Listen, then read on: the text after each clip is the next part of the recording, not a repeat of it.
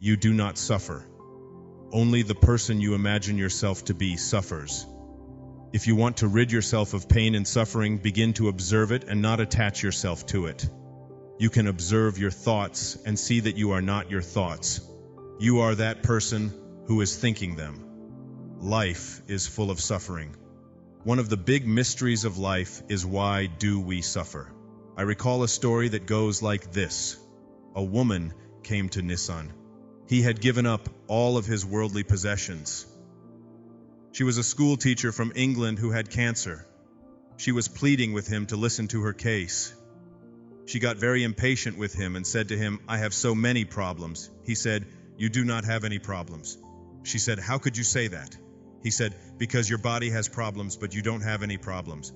She said, "But I suffer." As you heard me say earlier, he said, "You do not suffer. Only the person you imagine yourself to be suffers." He then shared an affirmation that I have come to cherish deeply. It's a phrase I carry with me daily, written in my car and on the mirror where I prepare each morning. He said, "In my world, nothing ever goes wrong." This is not merely a statement, but a profound truth. I dwell not in the realm of the body and the ego, but in the domain of the spirit. As a witness to all that unfolds, I remain unattached to the outcomes of life's events. I had a patient coming to me when I was a therapist years ago in New York, out on the island, when I was teaching at the university. Her name is Noreen. Noreen was a chronic depressive. She came to me depressed. She was told that this was a guy who wasn't going to sit around and be your friend, and you weren't going to purchase a friend.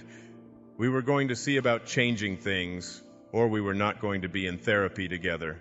I asked her, "How long have you been depressed?" She said, "Ibo, I've been depressed for years and years." I said, "Is there any other time when you are not depressed?" She said, "I am always depressed." I was looking for an entry point. I said, "Is there any organ in your body, perhaps any part of your body, that isn't depressed?" She said, "My every organ in my body is depressed." And I said, "Well, let's look at your dream. When you sleep at night, are you depressed?" She said, "I go to bed depressed. I take Prozac. I wake up depressed. I eat depressed. There is no part of me that is not depressed." She was really into her depression. She looked at and acted it, and she wasn't kidding. It was serious. I don't make light of it. I said to her, "Noreen, have you been noticing your depression more lately?" She said, "Yes, I have. That's why I've come to you. The other therapy hasn't worked, and I really thought maybe you could offer me some hope." I said, "So you have been noticing it more lately?" She said, "Yes." I said, "Well then, tell me, is the noticer depressed?" She was stumped. That's where we began with the noticer who cannot be depressed. The noticer just is the compassionate witness. To truly navigate the journey of your life, you must shift your perspective. If you seek to transcend pain, struggle, and suffering, begin by observing these experiences without attaching yourself to them. Watch as your body performs its functions and cultivate the role of the compassionate witness. As you explore the principles of quantum mechanics, you'll discover that where you direct your attention, the observer within you shapes what you manifest. The physical world reflects how you witness it, and the observer within you plays a crucial role in determining the outcomes. You can truly learn to manifest and control your coincidences, like us meeting, like my former department head showing up, like all of you who've had these kinds of things happen to you in your life.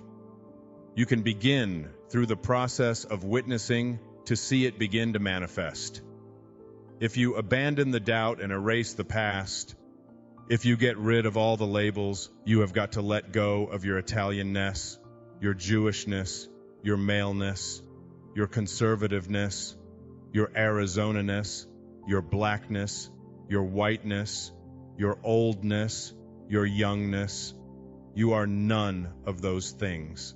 Suffering is not without purpose in this world. It exists to guide us, to awaken us, even in the forms generated by our own minds. These mental sufferings, born from unconscious thoughts, are here to help us see beyond the ordinary. Then there are sufferings from life's disasters, which cannot be ignored. This weekend, we will explore how these experiences can become pathways to transcendence. You'll hear stories of individuals who faced extreme suffering and emerged not by ignoring their pain, but by rising above it. There's a profound difference between denial and transcendence, and we will delve into that. Each of us faces challenges and problems. Yet within these trials lies the potential to discover a deeper dimension of our being, one that transcends our personal identities. In those rare moments when the constant chatter of the mind ceases and is replaced by a state of aware presence, we connect with our transcendent self. Right here and now, you are invited to embrace this dimension in your life.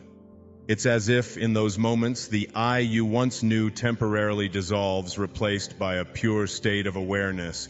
This is the discovery of your transcendent self, or as I often call it, the deep I. Throughout history, many accounts have shown that such awakenings often come through extreme suffering.